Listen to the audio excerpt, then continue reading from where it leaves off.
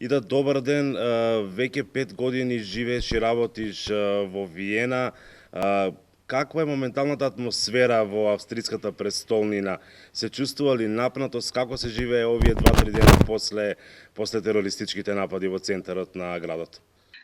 Вчера се чувствуваше напнатост и улиците навистина не беа така како што биле во претходните денови. Центарот беше затворен сосема.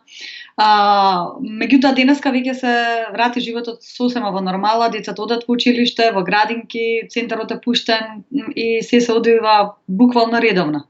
Како да не се случило пред 2 дена ништо, мислам по улиците.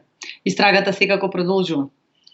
Во Виена е многу, она што сум го забележала е дека многу е организиран град и властите се многу организирани, наоѓаат начин како да ги комуницираат граѓаните, дали преку Твитер, дали преку оние објави што се екранчиња на станиците, на метро станиците. И така да мислам дека од тој аспект многу брзо организацијски ќе се врати све во нормала и нема едноставно да почувствуваме што се случило пред 2 дена. Се разбира дека раните ќе останат и тука ќе треба и ќе се отворат дебати околу како се случило баш во срцето на еден демократски град кој ги негува либерал-демократските вредности, кој е мултикултурен, мултиетнички, апсолутно инклузивен. Секаде вие можете на многу јазици да се разберете дека администрацијата е прилагодена на потребите на граѓаните и како тоа всушност се случи тука. Значи, како тој човек бил пуштен, како живеел, како се образувал, едноставно каде дали има некаков системски пропуст во сето тоа.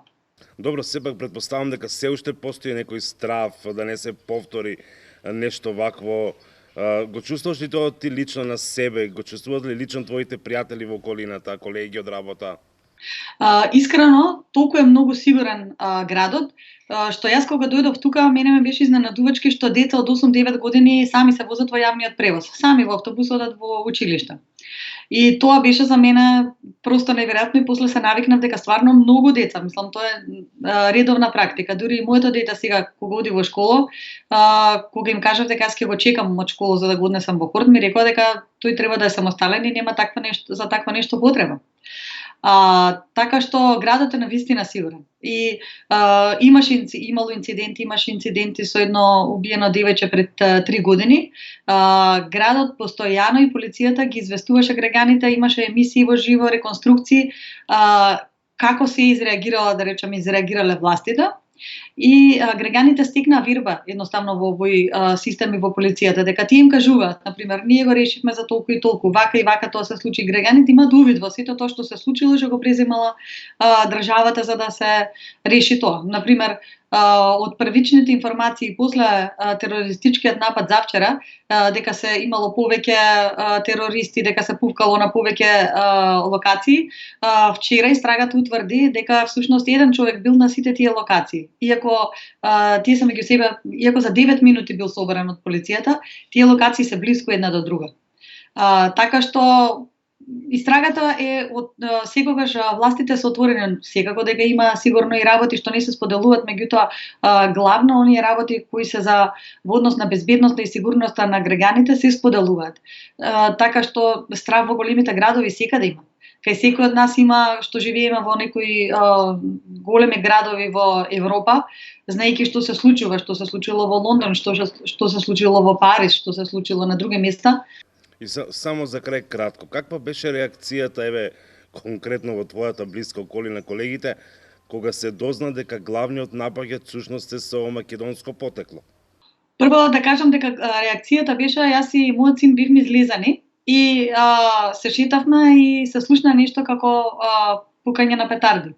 Се вративме дома, една моја пријателка, тука имаме голема заедница на луѓе што се од Македонија, и ме праша како сум. Ја прво се зачудив, така некако да ме дали сте сите добри, така, ние се слушаме на редовна база и одеднашка добив известување дека за breaking news од весникот Die Presse, беше првата објава, и стоеше дека е Schusswechsel. Schusswechsel е престрелка. И јас помислив дека некој банди се имало престрелка. На крај на памет не дека може да се случи вакво нешто, пошто стварно, мислам, ние живееме во многу сигурен град. После тоа се реда информациите, се дозна за терористичкиот напад и сето тоа како што се развиваше ситуацијата и настанот. Кога слушнав дека е со потекло од Македонија, нормално на секого не му е пријатно некој од неговата земја да биде спомнуван во ваков контекст, особено ужасен, каде што настрадале луѓе и каде што навистина е терористички напад. Меѓутоа, знаете, криминалот и тероризмот не познаваат ниту религија, ниту етничка припадност, ниту граници. Едноставно има луѓе кои делат демократски вредности и веруваат во либерална демократија, има нека мала група на луѓе што секогаш од било која етничка определба или во било кое поднебие ќе се случи да дојдат на страната на криминалот и тероризмот. Сега треба да се утврди веројатно тоа е работата и на психолозите и на социјалните служби да видиме како ова младо момче, значи не е битно дали имало потекло од Македонија, него битно е како тоа младо момче влегло во тие води, како што се случило, кој е контекстот на тоа да тој си го заврши вака живот. И да ти благодарам за разговорот на Гласот на Америка и ви посакувам мирни денови и повеќе ова да не се повтори. Благодарам.